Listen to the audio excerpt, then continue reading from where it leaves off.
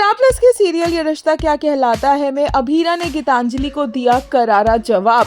गीतांजलि को लगा कि वो आकर अभीरा पर अपने और अरमान के रिश्ते के कामयाब ना हो पाने का इल्जाम लगाएगी और अभीरा चुपचाप सब कुछ सुन लेगी, पर ऐसा नहीं है।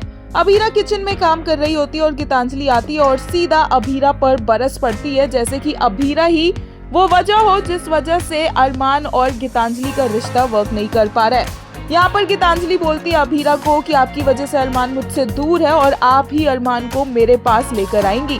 अभीरा बोलती है कि मैं तो इस रिश्ते में कहीं पर हूँ भी नहीं, आप दोनों का ये रिश्ता है, इस रिश्ते की डोर आप दोनों के हाथों में है और आप चाहती हैं कि एक तीसरा बंदा आकर इस रिश्ते की गाड़ी को धक्का लगाए और इसीलिए आप मेरे ऊपर चिल्ला रही हैं कि मैं ऐसा नहीं कर रही हूँ। पर मैं ऐसा क्यों करूंगी क्योंकि ये रिश्ता आप दोनों का है। अभीरा गीतांजलि को सुनाकर वहां से जाने लगती है और गीतांजलि एकदम से अभीरा के आगे आकर उसके पैरों में पड़ जाती है और बोलती है कि सिर्फ आप है अभीरा जो मेरे और अरमान के रिश्ते को सुधार सकती हैं। हो सकता है इस रिश्ते की डोर अरमान और मेरे हाथ में हो, लेकिन वो डोर आपकी मुट्ठी में भी बंधी हुई है। आपके सामने अरमान मुझे देखते तक नहीं है और ये गलत बात है क्योंकि मैं ही अरमान की पत्नी हूँ और अरमान को मेरे साथ ही रहना है।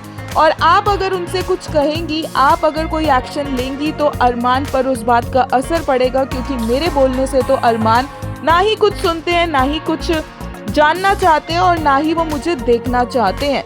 अभीरा के पैरों में गिड़गिड़ा कर गीतांजलि उससे रिक्वेस्ट करेगी कि अरमान के जो डोर उसके हाथों में उसकी मुट्ठी में है उस डोर को वो छोड़ दे, अरमान को वो छोड़ दे, अरमान से खुद बैकआउट कर जाए, खुद पीछे हट जाए और ऐसा होगा भी।